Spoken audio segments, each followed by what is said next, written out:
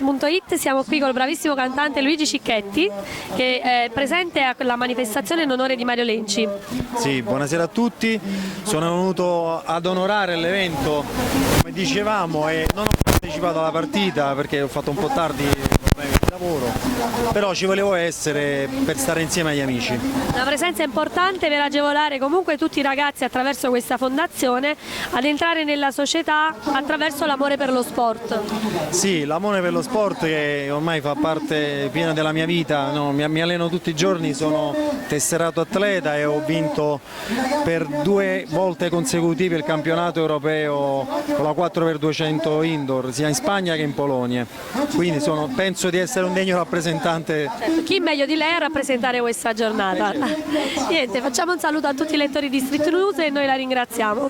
Un saluto a tutti, un abbraccio, buona vita.